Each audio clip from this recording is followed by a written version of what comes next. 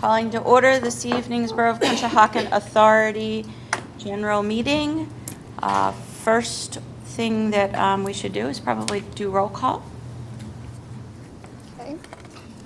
Parna Chibber. Here. Christine Bertino. Here. Jack Ambler. Here. George Bass. Here. Tina Sokolowski. Here. All right, that is everyone this evening. Thank you. Let's rise and do the Pledge of Allegiance. Get started. I Pledge allegiance to the flag of the United States of America and to the republic for which it stands, one nation, under God, indivisible, with liberty and justice for all. All right, so we have George Bass over the airwaves, just so everyone knows, and then just a reminder to turn on your microphones when you are talking so that folks can hear it on the video recording. First item on our agenda this evening is to just ask if we had any public comment related to any of the agenda items this evening. We don't have anyone in the public in the audience. Was there any emails or anything that came in related to the agenda? Okay. Hearing no public comment, we'll move right into the next item, which is our invited guests. And today we have Kathy Seidler from Brinker and Simpson and Company to go over the 2024 audit results. Okay, George, can you hear me? No. Is that microphone on? Yes, I hear you fine. I put myself on mute. Oh, no, that's okay. I didn't know if I had to yell or not. So, everyone gets so excited about the numbers, so. Thanks, Mike. Okay. All right. Again, I wanted to thank you all for the opportunity to be here tonight as well as to service the authority. This was a little bit of a challenging year. We had a lot of things. We had the contribution of the capital of the stormwater. We had the insurance recovery claim that started in 2023 going into 24. And we had a grant from 2018 that finally closed. So we'll talk about that as we see the numbers on the financial statement, but just wanted to bring those three events to your attention. I don't know the order that you have the letters in your packet. We're going to go over the first one that talks about, starts with in planning and performing. That's part of my required communication as an auditor to you, the board, those charged with governance. I'm proud to report again that there were no significant deficiencies or material weaknesses that were identified during the course of the audit. Again, be proud of that. Between Brent and Ed and Shannon and Major and Mastro, it makes my job a lot easier when I get a nice audit package to go through, as well as since the time that I've been with in servicing the authority, to see the progress in terms of separation and duties and documentation of controls. There are a couple things that now that you have the stormwater that I wanted to bring to your attention. Maintaining your what we refer to in for-profit, and you may refer to this as the fixed assets. In government world, we refer to it as the capital asset, but maintaining those depreciation schedules. It's something that has been maintained by Major and Mastro. This year, for some reason, was the first year I think that Shannon had the opportunity. We went through it because as a result of the insurance claim, we had to remove certain items that were damaged and then record the new replacements. And one of those things that we also saw in going through this was capital assets that were fully depreciated that were no longer in use. So when we look at the balance sheet, you're going to see a minor change in our depreciation or our net book value as a result of that. Also reviewing, so we talked about those two bullet points, one, the fully depreciated assets no longer in use, and also for Shannon to potentially just take over the depreciation schedules, but also to budget the stormwater. This was sort of year 2 of stormwater. For you, it was really year 1 in terms of the billings for the stormwater, but to budget those revenues and now to budget those expenses. In 2023, you were just gearing up, but for 2000 and going into 2026 and your budget from October and November, you may want to consider looking at those revenues and also any of the expenses as part of your operating budget. Does anyone have any questions on this particular letter? George? No. No. Okay. The next letter talks about the audit process. So when we look at the audit process in terms of the major estimates, there's the depreciable lives of the capital assets, the biggest one being the plant and the infrastructure, which we're depreciating over 50 years. We also have the estimate of the net pension or asset liability, depending on our MMO, depending on the actuary's calculation. On page 2, we have the estimate of the value of the stormwater system, for which, if it wasn't for Brent, I don't know if we would have a number. I think he counted pipe and counted, I don't know whether it's cubic yards or whatever he did to come up with a calculation, and then to ask the engineer who did the study to also opine on that valuation. Related to sensitive disclosures in the financial statement, we have the intergovernment cooperation agreement with the borough, the disclosure of custodial credit risk related to your cash accounts, the disclosure of the sewer revenue notes, the disclosure of the net pension asset or liability, the disclosure of the concentration in revenues between Plymouth and the authority, and then the disclosure of the municipal services agreement. There were no difficulties encountered during the performance of the audit. There were no corrected or uncorrected misstatements. There were no disagreements with management. The financial statements include some supplementary information that we'll discuss, and based on approval tonight, we will date the management representation letter, hopefully tonight. Any questions on this particular correspondence? George? No. Okay. All right, if we're ready to move on to the financial statement, turn your attention to page 1, which is my auditor's report. You'll see the first paragraph talks about the opinion that the financial statements present fairly in all material respects. We talk about the basis for the opinion, what that was based on, the responsibilities of management, my responsibility as the auditor, and then the required supplementary information. The next section is the management's discussion and analysis. This is really prepared with the assistance of Shannon and talks about the highlights of the authority during the year. So that is through page 10. When you get to page 11, this is the statement of net position. For those of you in the for-profit world, this is really your balance sheet.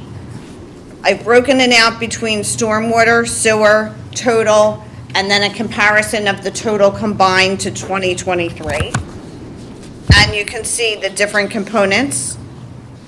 The increase in cash, we'll talk about that when we get to the statement of cash flow. Obviously, the increase in the utility plant as a result of the contribution of the stormwater. The maturity of the sewer revenue notes from 2021. And then the long-term portion. Now, the invested in capital assets, when you see the, if you're looking at the total page, that significant increase is really the 54 million valuation of the stormwater. And then the unrestricted amount of the 8 million. Any questions? No. All right. Page 12 is your statement of revenues, expenses, and changes in net position. This is really the income statement of the authority. You're going to see the revenues and expenses broken down between stormwater and sewer, and then a comparison in total to the prior year. And obviously, the stormwater service fees of $725,000 contributed to the increase in revenues. A breakdown of the operating and general and administrative expenses.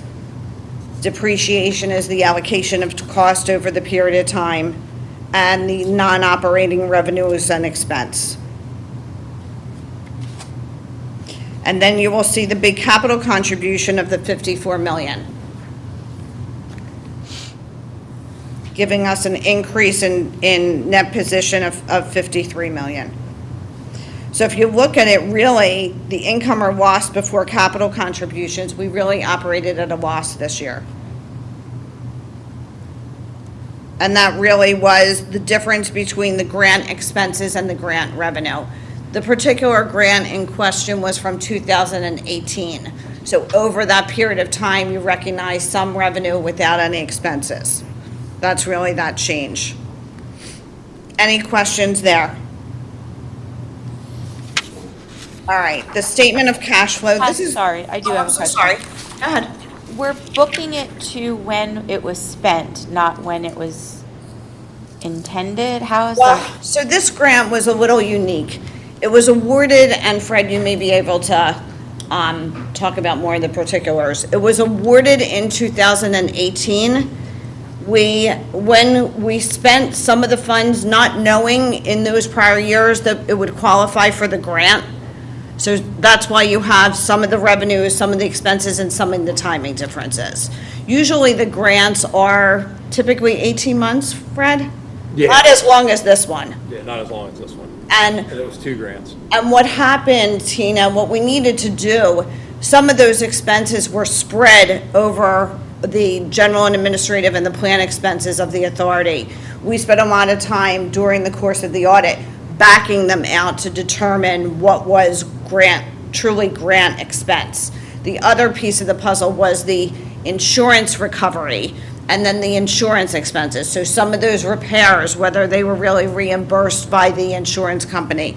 So there's a lot of unusual expenses in this year's activity than your normal activity.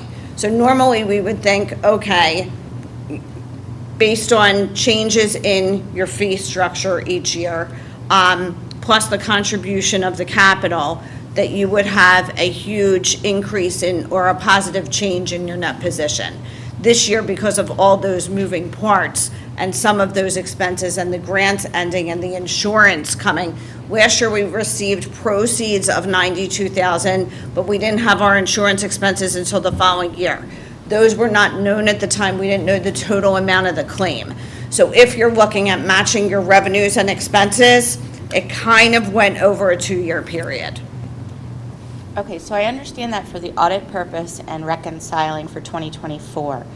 Now my question is, with all the backing out and moving things around, in the fall, we're going to be wanting to set our budget for 2026, and are we going to see those abnormalities in our run rates? Because I don't want to over budget because of the run rate information. No, and when we get to the last pages where you see actual versus budget expenses, those are going to be your normalized expenses. Okay, so And you'll have the variances. We spent a pointed lot of out. time Okay. going through that because that was our issue. So a lot of times in years past, I was helping in the budget process, and if we said, okay, we're going to increase expenses, 3% as opposed to going into each one, you would have that issue.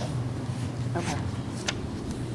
Believe me, you had a. So you feel comfortable, you know all of our line items inside and out so that we Yeah. can budget that We effectively? need a separate line item for grant expense, so that way we can Okay, separate it out, make sure that it's not part of the budget. okay. And in fact, between that and the insurance recovery, 2 weeks ago, you had a draft. Then we went through and looked at it again. That's why you have a revised draft, because we realized that we hung up another $95,000 that we needed to handle for this year. Okay, all right, thank you. Anyone else have any questions related to the dollars? So Tina, what I would really do is I would look at the total column is really up to operating income or loss. Okay. All right, cash flows. Page 13. This really is my favorite statement because it tells you where your cash went and where it came from. And again, it's skewed between our stormwater now that we have that as well as our sewer.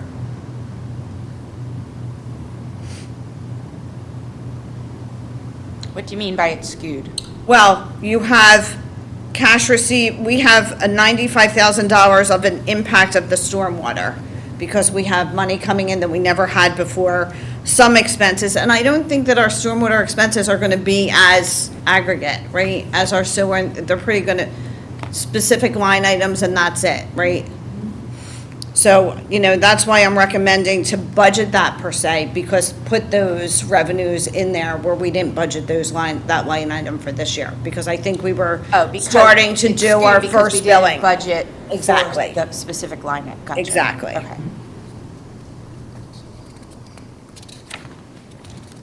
All right, moving on to the disclosures. The bottom of page 16, we talk about capital contributions.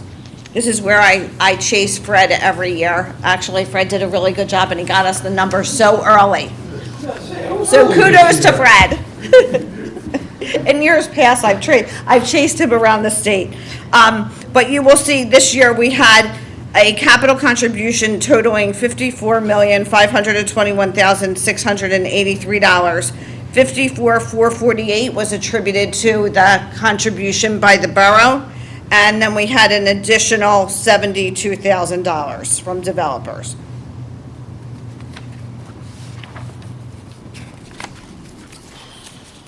Page 18 at the bottom reviews the composition of your cash accounts. And you'll see the increase in the cash of almost $800,000.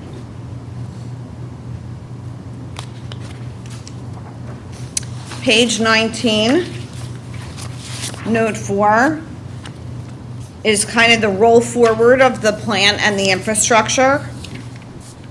So you'll see at the end of 2024, there were no projects in progress.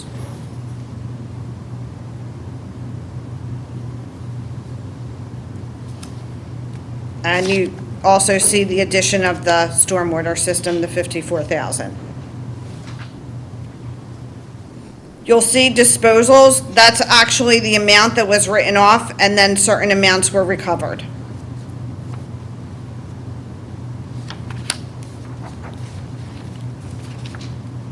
On page 21, that's the maturity of the debt, with the interest rate at 1.79%. I was telling Fred that I had gotten a call in the last week from Chris Gibbons, who had done, I believe he had done your financing in the past, right? And the first question I asked him is, what were rates? Because it's going to be very difficult for you to, or maybe, you just get greedy when you have 1.79% borrowing versus what the rates currently are. The bottom of page 22 is your change in your debt balances.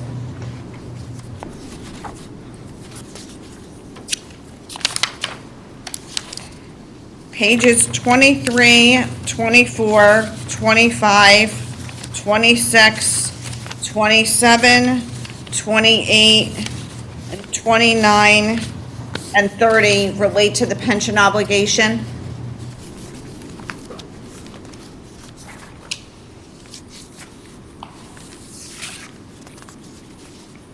Page 31 talks about the money that we receive from Plymouth, as well as the commitments of the multi-service agreement with the borough.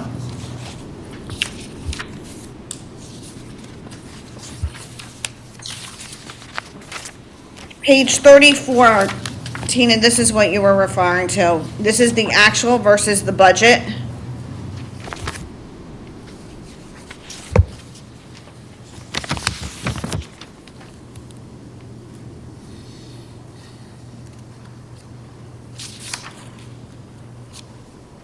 Okay. So the first 2 pages are sewer, the next 2 pages are stormwater. And this is the actuals with. This is your actual, this is your budget versus your things actual. Pulled out from the monthly actuals that we were receiving. Okay. Just something to show you on there, if you look at the sludge removal, the budget is $375 because of Brent and staff's work. they actually spent $133,000. There's a $200,000 savings, and that's notable. I don't ever remember a savings of that amount. I believe like in past history, it was always like, wasn't it always the summer where the sludge would be high? I mean, that's Yeah. Awesome. $241,000, pretty proud.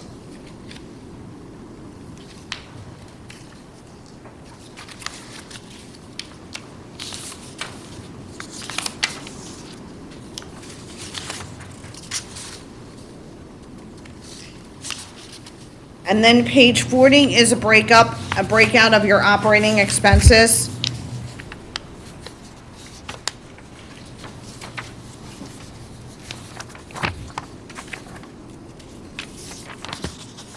Between plant, collection, and then your general and administrative. These are the numbers that you can be using for your budget.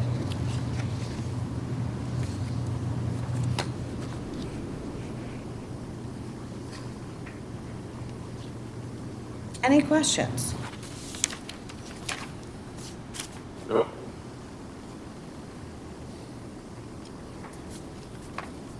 Nope, I'm good.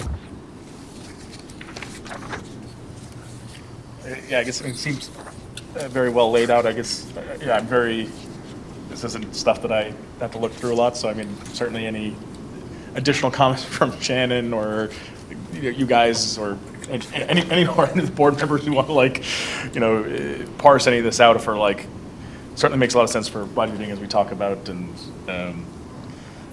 how else should we be using this report? And So I'll help you a little bit. Please. On a monthly basis, the board is asked to approve the cash disbursements, right? There's a line item. That's the checks that I guess Tina or one of the board members is signing at this point in time. And that also includes payroll. That's pretty much on a cash basis. So consider your own checkbook. You're gonna bill or you're getting paid, right? So if we look at the authority, you're getting rentals quarterly from both stormwater and residential and commercial here, right? Expenses, we have payroll, but we also have maintaining the plant, repairs and maintenance. Sometimes those repairs and maintenance are so significant that they improve or they have a useful life of more than a year. So we capitalize that and depreciate that over the useful life. Although last year we increased the threshold, so we wouldn't have to look at every little thing for $1,000. And basically, every couple years, you have a rate study that's going to look and forecast what the future, based on Fred's capital budget, what your operating budget is, based on, and also the connection fees, what you need to sustain the authority. So think of this as a checkbook, except for at the end of the year, as opposed to the checkbook being on the cash basis, the authority is going to record the billings to the customers that haven't yet been collected because that billing is done in January. And then we're going to record any amounts of bills at December that we didn't pay. Those are usually minimal because usually we're paying our bills every 30 days.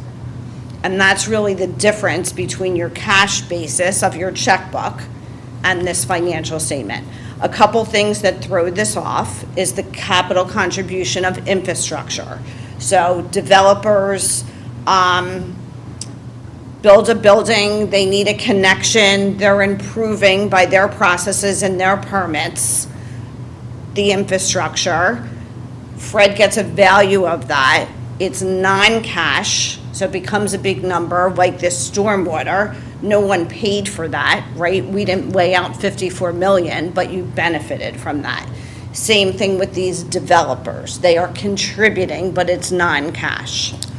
The other caveat that you maybe normally don't see is the authority has a defined benefit plan. Or sometimes if it's an asset, sometimes it's a liability. If you look at the age of the employees, most of them are either approaching retirement or in the middle. So at times, based on the market performance, and it's a multi-employer plan, so you're just part of it. Is going to determine whether you're ahead of the game, meaning you have an asset, or whether you have a liability. So, for example, the city of Detroit used to be big. They owed, $100 million in pension. Every year, we get an MMO estimate, and we pay that as a deposit to hope that that breaks even. Did I give you authority, kind of 101? That's helpful. I tried. Is there anything I missed, Fred or Mike, or? Well, I think one of the things, Jack, is that, I sit through 15 of these a year, and when they start off by saying you're essentially doing everything right and you're in great shape, it becomes a document of, okay, let's keep continuing doing what we're doing. That's from like a legal compliance as much as like the actual Right. cash, Right. how well we're doing financially, right? Yeah. So certainly it's for the legal compliance, certainly it's to be filed with DCED, but what Kathy tells you that what you're doing right now is what you should be doing, that's a good thing.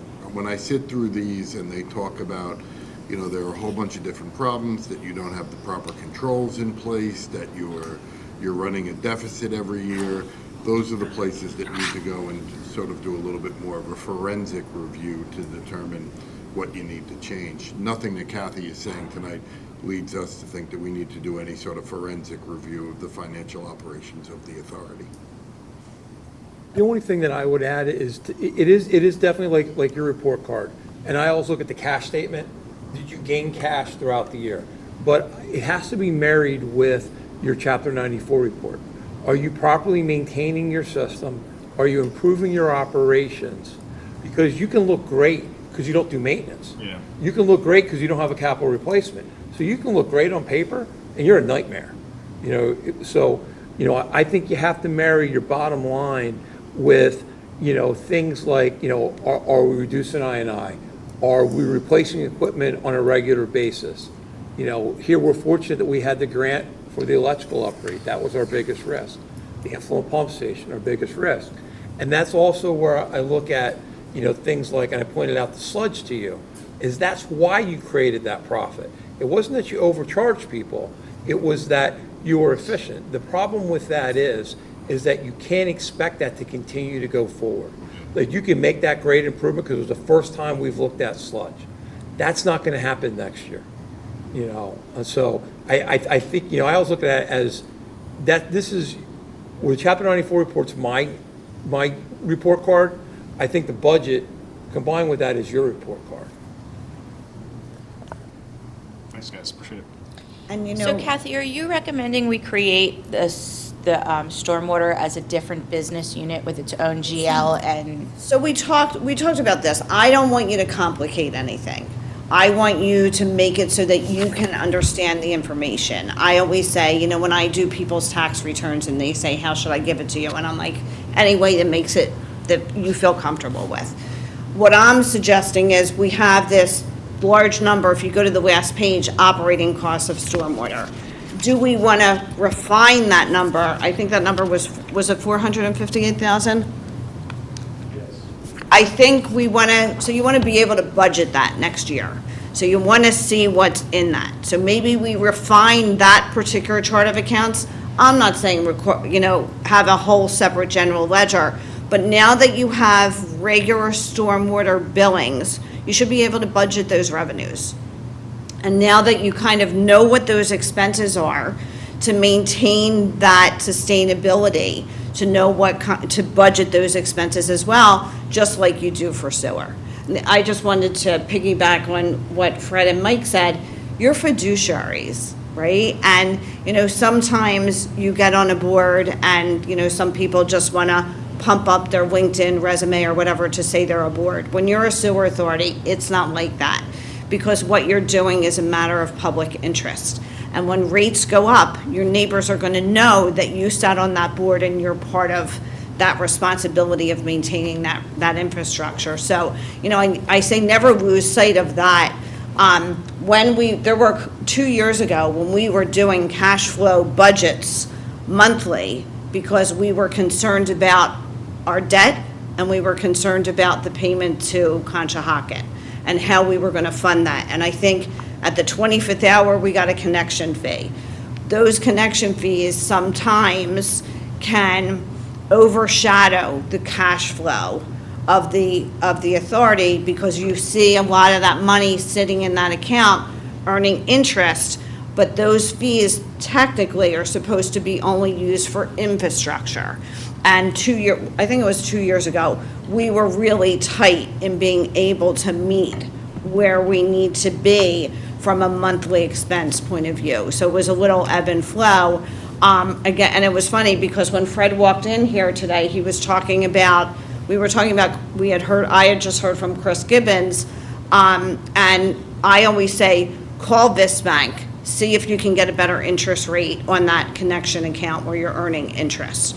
Just because they're paying you 2.5% or whatever, Wells Fargo now is offering 4% or whatever, all it is a phone call. The worst thing they could say is no, right? Pliget every year, and Shannon's gonna laugh, because every authority that I was associated with used to have a Pliget account. And some of them had all their funds in a Pliget account because the rate of return was favorable. It was a government entity per se. Now most authorities don't, maybe one or two, maybe they have an account that just has $1,000 in it to keep it open. But I always looked at other ways of generating cash, right? And that's one of our ways. Our interest income, not restricted, can cover some of that shortfall. A couple of years ago, I remember when we were doing the budget, and before that grant, Fred, we were taking, the RBCs, and instead of doing them in 2026, Fred was, on his schedule, he was like 2032. And we were all kind of very uncomfortable because we knew that you had to do it before then. But what were you going to do from a cash flow point of view? So I commend all of you for your time and effort, in what you do as it relates to the authority, because it is, it's hard.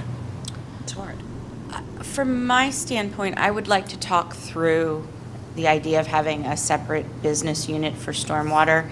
And the reason why I would like to do that is our sewer authority is a blend of Conshohocken and West Conshohocken.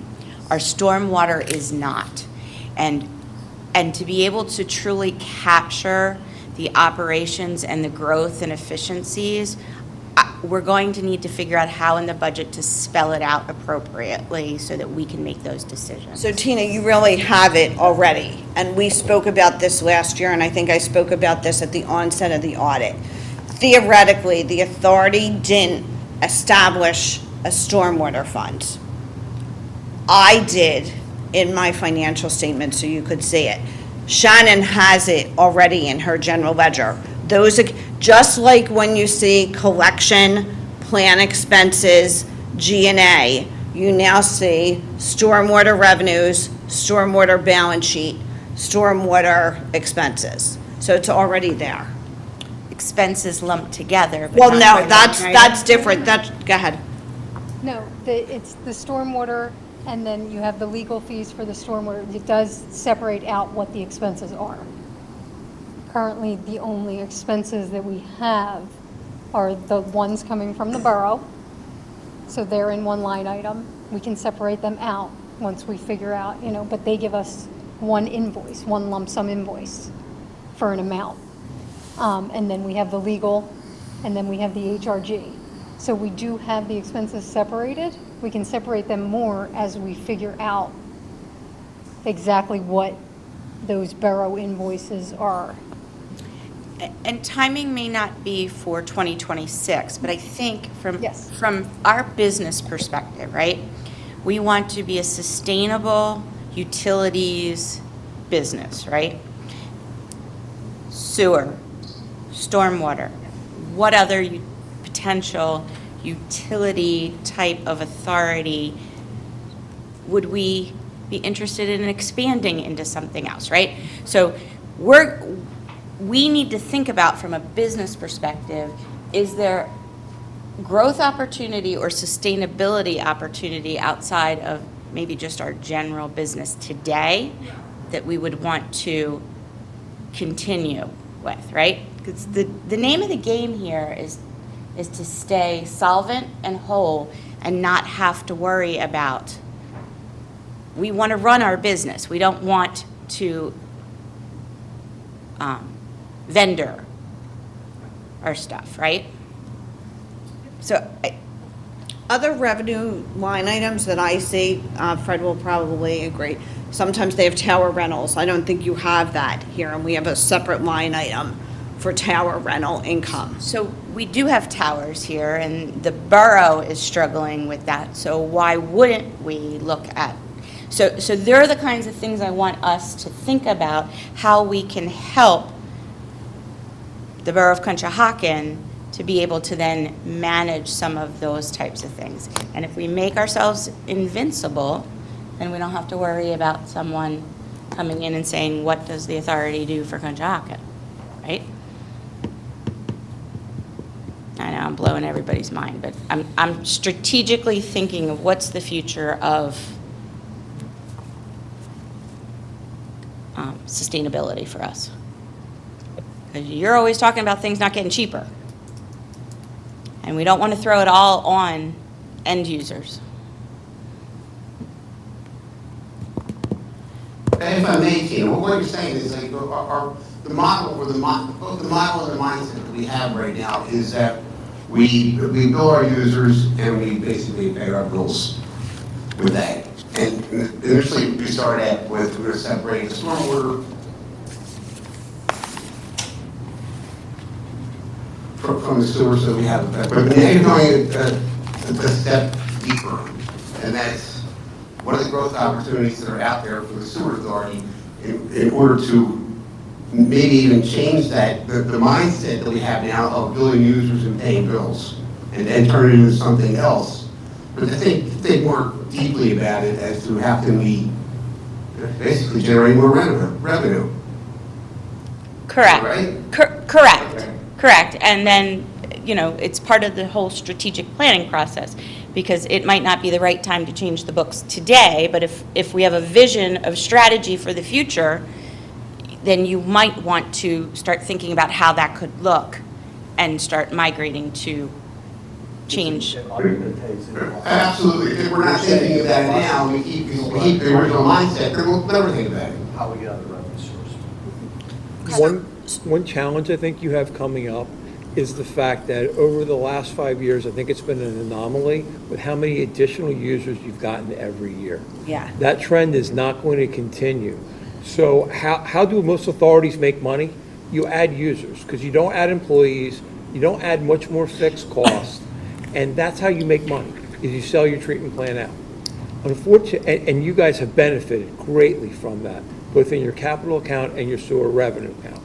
I think you're going to be in for once that catches up and inflation catches up and your revenue stabilizes, I think, and that's why I think it's very appropriate of what you're talking about. How do we do that? Because we can't continue to rely on an increase in revenue through increase in users. I think you probably have 2 years of real growth, and then everyone's connected for the most part. But you I've said that keep for the last saying 5 that, years. and then there's additional development. So we keep on thinking that the there's any connection grass fee is patches. going to die, and then all of a sudden, like we were just talking, there's another one for Washington, right? The other thing that I was thinking, Brennan, I don't know, I have other authorities that rent out certain pieces of equipment that they know that other authorities could potentially need, but they're not in a position to buy. And I don't know if we have any of that. We just did that. Oh, we did? Okay. Well, I didn't, the rental income, but I didn't know it was the jet truck. And I guess we could continue to do that. Yeah, and I do think the fact that we've moved into stormwater where no other authority in our region is really doing it is going to present some opportunities. Now, the struggle is going to be the conversation that Brent and I have all the time. Finding people is going to be the real problem, but there are some places that are now taking on contract operations of doing the stormwater work for some other townships or boroughs, and that could be a possibility for us, but that can become very labor intensive. So that's what would be the potential hold on, problem there to try to get over. But yeah, it's definitely something to look at and think about. I think we're chartered for everything under the Authorities Act, so we have a lot of room, but most of what else is under the Authority Act is electric authorities and parking authorities and things along those lines. Airport authorities. I don't think we're going to be doing any airport work here in Conchi, but. Oh, the helicopter, doesn't that count? That's right. Thank you. Thank you. Just last thing on that 54 million for the stormwater, why is it so much higher than the wastewater plant? I assume we have a similar amount of buried pipes and then they have that big plant, or now there's Lot a, bigger pipes, just because they're locked, okay, okay. lot bigger pipes. I mean, you got 30-inch pipes, you know. Most of our sewer, or sanitary sewer is 8-inch. Yeah. I think 80% of it is 8-inch, you know, and I would say the majority of your storm pipes start at 24 and go bigger. So it's like the value of, the installed infrastructure that you've, okay. Because we don't have any sort of, Look, you know, you got two storm pipes on either side of the street, one sanitary sewer main. sure, And you'll have places where you'll have sanitary sewer mains there, but nothing on the side streets connecting. You got storm sewers. Any place you got a curb, for the most part, you got a storm sewer underneath it. Whether they work or not work, that's another. They're there. They're there.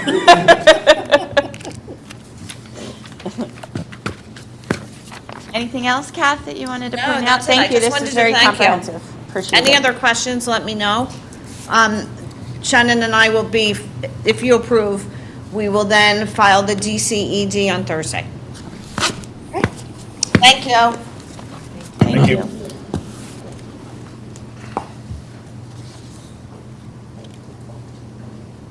All right, Shannon, do you need a vote on something now? Yeah, we need a motion to approve the audit. Okay, and then anything else? That's it. Just one motion to approve the audit. You don't need a motion for the letter component. Together. Okay. All right, so hearing no other questions, do I have a motion to accept the Brinker, Simpson and Company 2024 audit as reviewed this evening? I'll make a motion. I have a motion and a second. All in favor? Aye. Aye. Anyone opposed? Aye. Motion carries. All right, so you can do what you need to do to then get that out on Thursday with her? Okay, perfect. Wonderful. Okay, next item on our agenda this evening is the approval of the minutes from the May 27th, 2025 meeting of the authority. Does anyone have any questions or concerns related to the minutes? Hearing no questions or concerns, do I have a motion to approve the May 27, 2025 meeting minutes? I like the motion. I'll second. I have a motion and a second. All in favor? Aye. Aye. Aye. Any opposed? Motion carries. Okay, moving into the report section of our evening, looking at the financial reports. Does anyone have any questions related to the May financials through June 18th?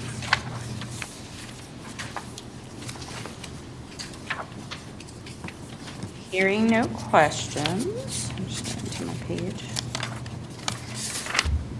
Do I have a motion to approve the accounts payable in the amount of $111,430.52? I'll make the motion. I'll second. I have a motion and a second. All in favor? Aye. Aye. Anyone opposed? Motion carries. Shannon, was there anything else in the financial report that you wanted to point out this evening that we needed to highlight? No, I don't have anything. Okay, any other questions related to the financial report from the board? Okay, hearing no other questions. We have to do a roll call vote for paying the bills. Yes. Getting there, getting there. Aparna Chibber. Christine Bertino. Yes. Jack Ambler. Yes. George Bass. Yes. Tina Sokolovsky. Yes. Okey-dokes. Now you can Motion go ahead. carries. Now I'm looking for a motion to accept the financial report into our meeting. Motion. Thank you. Second. A motion and a second. All in favor? Aye. Aye. Anyone opposed? Motion carries. Next up for reports is our solicitor's report. I will turn the mic over to Mr. Clark. Thank you. We have no action items this evening. Our report is included in the packet. If there are any questions on anything, it's been sort of just a normal month of authority operations, working with Brent, Ed, and Shannon. Nothing else to report. Any questions for the solicitor? Hearing no questions, do I have a motion to accept the solicitor's report? I'll make the motion. I have a motion and a second. All in favor? Aye. Aye. Anyone opposed? Motion carries. Next item on the agenda is our engineer's report. So Yep, I have two items to report on tonight.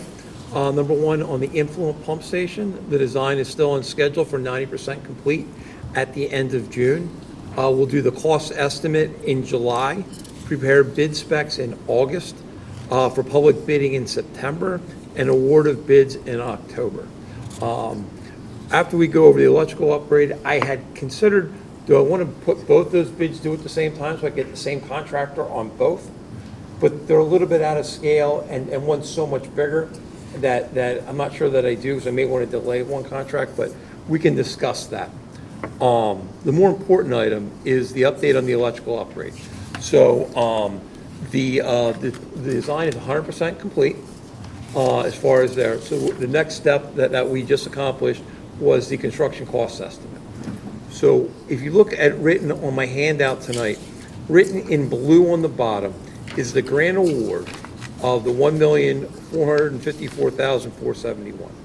That requires a 50% match, which is the $727,235, for a total project cost to utilize all the grant money of $2,181,706.50. If you look right above, you'll see the engineer's estimate for all of the work. And my fear was that I'd have to do value engineering and removing things to make it come in. We're within $45,000. And I have a contingency in there of $178,000. That's about as close as I could ever design a job. And that's a tribute to, Keystone Engineering Group, who did electrical engineering. Like, we worked very closely on this budget. I was very, very nervous, to say the least.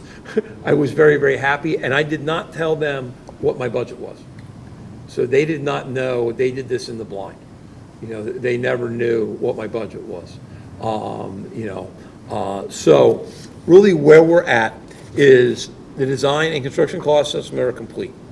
So we're right on schedule to do bid documents in July, and then I'm going to ask for authorization to bid at the July authority meeting. I will then basically, have bidding go from August 15th to September 15th, till we get it out. We'll do it on pen bid. I definitely want to wait a little bit, because the last week of August is Vacation World. The first week is, everybody getting back from September, and you have Labor Day.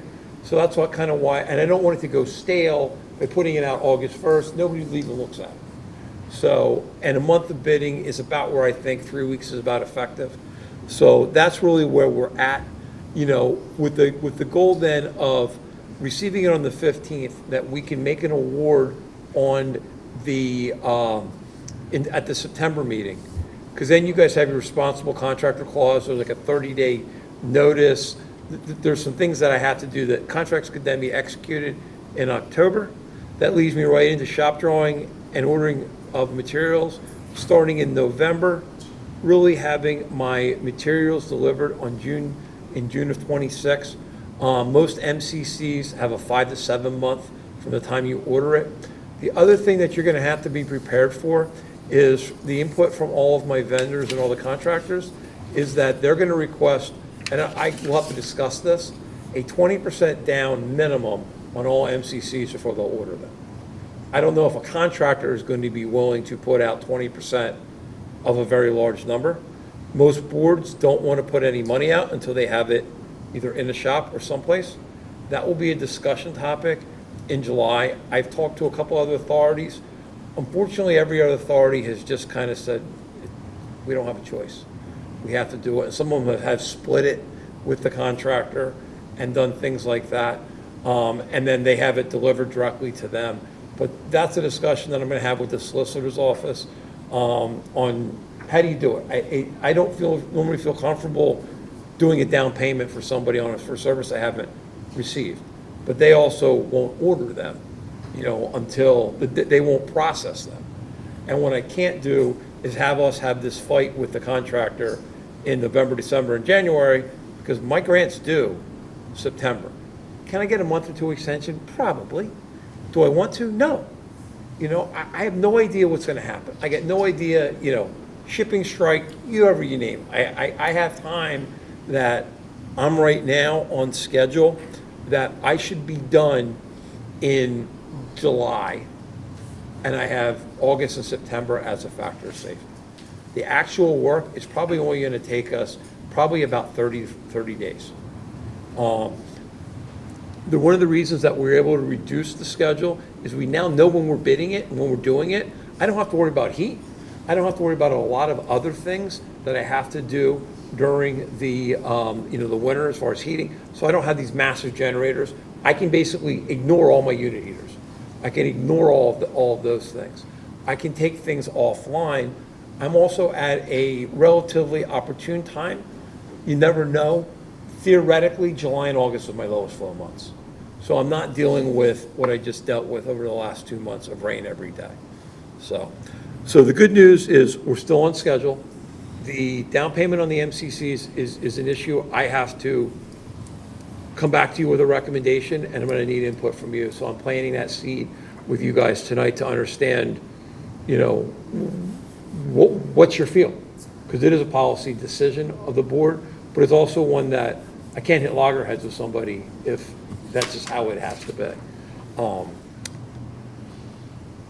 the development front, actually very quiet this month. On plan review going through. Any questions from the board? The bid reviews, who's responsible for the bid reviews? That's me. You solely, no one from the plant is part of that? Oh, no. Oh, no, sorry. You mean like once the bids come in? Yes, they will go to 3 people. Okay. They'll go to the solicitor's office, most importantly, the operations staff, to review that. The operations staff is really reviewing for named manufacturers, exceptions to the bid, then obviously Brent and Shannon, and then Keystone Engineering as well. So I think it's who's managing it. We're quarterbacking it, but they are all reviewing and signing off on it. So, and that's kind of why, I don't know exactly when your meeting is in September, let's say it's September 25th. That's why I'm having to do the 15th. That gives me basically 10 days to distribute them, get any clarifications, call any references that they have, and the clarifications would be, is this really an approved equal? You know what I mean? Because I can't, being a public bid, I can't nail everything down to the model number. I have to, there's legal requirements there. So, but is that really, and or they just say, squared it, and don't give me any models. I'm like, no, you've got to tell me, I got to be able to go back and know that. So no, that will be, all those parties will be involved in the bid review. That was it. Thank you. That completes my report unless the board has any other questions. Any engineering questions tonight? Hearing no engineering questions, do I have a motion to accept the engineer's report? Motion. Make a motion. I have a motion and a second. All in favor? Aye. Aye. Anyone opposed? Motion carries. Next item on the agenda is the operations manager's report. I have one action item tonight. That's, I guess, approval of our participation as always in Fun Fest. So there should be an attachment in there. Same type of activities? Yes, we'll have our tent there, at least 2 staff. a bunch of posters and flyers and information about the sewer, probably storm sewer as well this time around. And usually we have little giveaways that people seem to love. And then there's always the toilet paper toss. That's a big event for the kids there. They like that. So. Any questions from the board? Hearing no questions, do we want to make a motion to support Fun Fest sponsorship this year? Make the motion. I have a motion and a second. All in favor? Aye. Aye. Anyone opposed? Motion carries. Do we have to do a roll call? No, we're not, we're just authorizing the spending of the money, we're not actually spending it. Correct, and the check is in with the checks that you approved, so. Okay, so everybody signed it. There you go. All right, thank you. The only question that I have, Ed, is with this crazy heat, are we expecting any issues with our bugs eating and doing what we need them to do with what's going They on? will adapt. You'll see more problems when there's more fluctuation from day to night. Okay. So if there's like a 30 to 40 degree swing per day, that's when you see more problems. But I don't anticipate anything crazy, but you never know. So far, so good, I guess. Yeah. Okay, cool. And the rainfall that's mentioned on here didn't include June, right? No. That's just Every May. weekend in June? Right? Yeah, that's just May, exactly. The other thing was, I was gonna ask for direction on is, had a resident reach out. They discovered their home is actually, their lateral, sewer lateral actually travels underground into their neighbor's separate house, into their basement, to their lateral. So they're looking to install their own connection. So they're asking if we would consider waiving the connection fee. Since, Shannon can confirm they've been faithfully paying their utility, or their fee every month. Service fee, yes. And They've that been this is- paying sewer for, And this has happened before in Conshohocken, Yes. from what I read. Yes, it has. So, Have we waived before? we have, Because they, in good faith, were rectifying the issue? yes. Now, they would still be responsible for going through the steps of like escrow and that for our professionals to monitor the connection. We would just be waiving the connection fee itself. So did the neighbors and theirs come together to flow together, or? Yes. So how do you measure the true utilization at that point? so the way we do our bills, we do it based on the aqua reads. Okay. So we're doing it based on the water consumption that comes out of each house. Okay, not what's going out of each, okay. Correct. Makes sense. Okay. It's a residence, right? Single family. Yes. And stormwater runoff was calculated as a dwelling, not had anything to do with any of this? Okay. Any other questions? Do we have a recommendation for Ed? I think we should waive the fee. Okay, does it need a motion? It's not on the agenda, so you So, really should, so you're just giving Ed. Guidance? direction and guidance, and they can handle it through there, so. Administrative guidance is to make the right decision. Thank you very much. You're very welcome. The only other updates I have is our new hire, Henry Riggs, began on the 16th, and he's adapting really well. As well as the same day, we had our summer intern, Thomas Brescia, he began as well. So we're really enjoying the extra hands on deck there, so everything's going well there. Great. That's awesome. Other than that, that's my report. Any other questions for Ed? Hearing no other questions, do I have a motion to approve the operations manager's report? I'll make a motion. Second. I have a motion and a second. All in favor? Aye. Aye. Anyone opposed? Motion carries. Next item on the agenda is our executive director's report.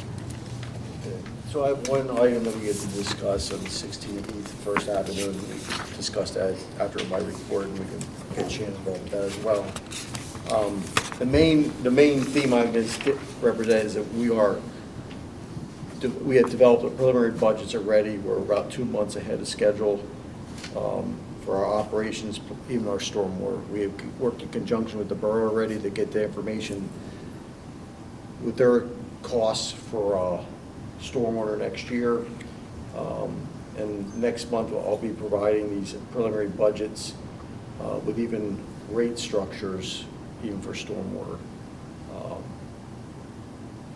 I already had HRG do a complete analysis in conjunction where the borough future stands and where we're going to head with our fee. I know we weren't going to do anything for 3 years out. We were going to do a 3-year assessment, but you'll find out in the July meeting that I think we have to move a little bit sooner in regards to what's coming down the pike.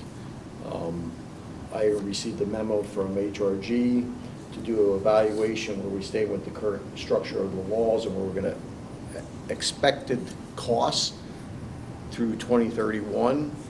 With all the new rules and regulations that are coming out of stormwater and what the borough's got to do. And that's where we did our evaluation, where we're going to have to spend capital improvements. And we also, I had Shannon, even though in no way do we recommend with borrowing. Right now we can't borrow, but we looked at the structure of possibly, do we look at borrowing in the future? I don't recommend that, but I also looked at that as well already. So we're ramping up getting things done a little bit sooner due to, I'm not going to go into all the issues with our staff, but we're doing things a little bit quicker this year for possible issues with staffing. So that's why we're doing that. And then also have an executive session after this. Okay. With the attorney and us. So do you want to take the lead on the 16th? Doesn't matter. So 16B says Daniel's Restaurant? Sorry, that's Daniel's Restaurant, and they had a flood. So they are asking if there's any way they can get a discount on their bill while they're renovating and fixing the flood damage. Their sewer bill? Yes, their sewer bill. Draft. They didn't say anything about stormwater, just their sewer bill. And they haven't been operating. If I read correctly, their renovations aren't going to start until September. Right. Right now, they have not been operating at all. Right. But they've been billed based on, They're based on water usage, so I'm assuming, and I'll have to see when the quarter comes up, if they actually have water usage. Because, I mean, they'll probably have a little bit of water usage if they start renovating, because they'll be, using the bathrooms, they'll be washing paintbrushes, sewer doing, usage too, right? well, yeah, right, so they'll have all of that, probably minimal, Yeah. while they're working on it. But like I said, I will monitor the aqua reports just to make sure it's not. So what would a discount look like? Isn't it Some- discounted well, because of their for example, reduced? Reduce flow, yeah. Yeah, I mean, I know like with the fire, just recently, we can waive the service fees, something like that, I don't know. They just asked for a discount. They didn't say exactly what they were looking for. But did they understand that it's based on flow, that they technically have a discount because of the reduced usage? Like, did they understand that? I'm not sure if Linda told them that or not. Okay. Because I mean, like, in their I- mind, I know she call probably- every utility and see if you can get a discount. And it's just I'm a, sure that she told them that the bill was based on the flow, but I don't know if they actually, connected that. yes. Is it sounds like it was like $1,000 in March or something? Do we have any, you won't know until the end of the quarter what we're gonna be, what that reduced rate or what they'll be paying would be? Yeah, because I won't see their water usage until I get the report from Aqua. So that won't be until September to see how much water they're actually using while and the renovation may not even start by then. So there may be nothing for this September quarter, And then December, there might be some, That flood was a while ago, though, Yeah, wasn't it? Like, they've been closed they've been for closed at for least quite a some time. quarter. So can we tell what they've paid for this last quarter? it wasn't much. They didn't have a huge bill this time. Isn't that Isn't this one? making the point? So my guess I'm is. sorry, I am I think- missing My something? guess is they have no income, I right? think they're Right. hoping, right, I think they're hoping that we'll waive the bill, or at least the service fee, or I'm not sure, but I would be more inclined to give them time to Yes. then reopen and catch up with a payment versus Waiting, yeah. waiving. well, we can suggest that if that's a, I mean, you have payment plans for residents, right? Like, they have, yeah, we have payment plans, they could, or we could say, like you said, once renovations start, start catching up on your bill and just don't put them on the lien list if they're, I At don't that want to point. deter business, right? Right. And he's choosing to come back, which he could have chosen just to say, I'm done. But I also, if you use it, you need to pay for it. But I get it when you don't have chicken, cart, horse, Right. so what would we do with the resident? I mean, it should be the same, whatever we would do with the resident in the same situation. Right. And the flood was not weather-related or No. anything related to Conshohocken. It was a piping Yeah, issue, he didn't, correct? yeah, I was gonna say, the only thing I have is that email. We asked for more documentation, but I got nothing. He had a burst pipe. Burst pipe, okay. Yeah. How much are the service fees that are like above and It's- beyond flow? It's $57.74 for one service fee. I'm not, I was just looking to see if it's in there. I'm not sure, that wasn't in there, so. They have a hand, if they have more than one, it's a handful, it's not, because it's usually just the bathrooms in the restaurant. There's not a whole lot with a restaurant. As far as service fees go, I mean. Inclined to do some kind of payment. Yeah. Offer a Is there payment like a plan? deferment? Yeah, defer, Yeah. that's the word I was looking for. Defer the payment until renovations start or Until something. they get up and Until they running. get up Until and they get running. up and running, Okay. really, because renovations isn't going to help them with income. Yeah, so, okay. With payment plans, do we lien the property when they hit a certain amount? Not when they're on a payment plan, As long as they make their payment? as long as they're, yes. And if they stop making their payments, then I put them on the lien list, and I start with the 30-day, then the 10-day, then they try to set up another payment plan, and, yeah. So you're Yeah, I saying mean- when renovations start? I don't Or know I when would say- renovations start, but if you put somebody on a lien, then do they have trouble getting credit and? They really shouldn't. The lien doesn't really, I'm sure it doesn't really affect their credit. The only thing it does, if they try to sell the property or refinance, the lien has to be satisfied, but we'd want to know that if they were going to go and try to sell the property, so. Oh, you know what? In rereading this email, it says they're not opening until September. So that means renovations are currently happening now. What caused the flood? Was it They had a, It broke off. Yeah, it was their sprinkler. a sprinkler head broke off in there? it demolished them.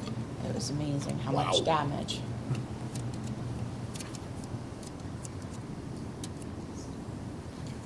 That's fair. Yeah. I think it's fair, so that's what we do. So we'll tell them that we're going to defer payment until they reopen. We'll bill them, but we're going to defer them paying. And they pay. Do you want to leave it open until they reopen, or say? Do you want to give them X number of time?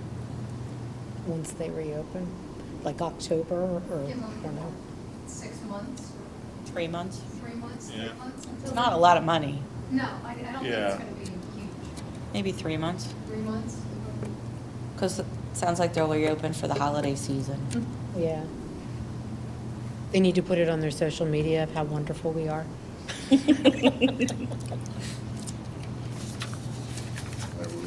know where we're not doing the holiday dinner.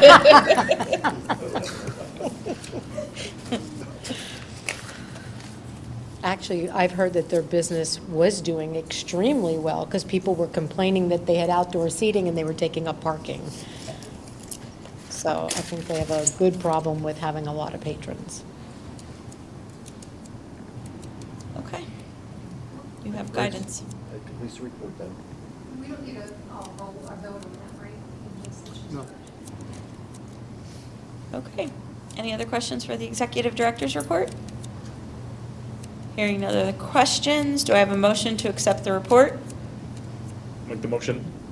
I'll second. I have a motion. I have a motion and a second. All in favor? Aye. Aye. Anyone opposed? Motion carries.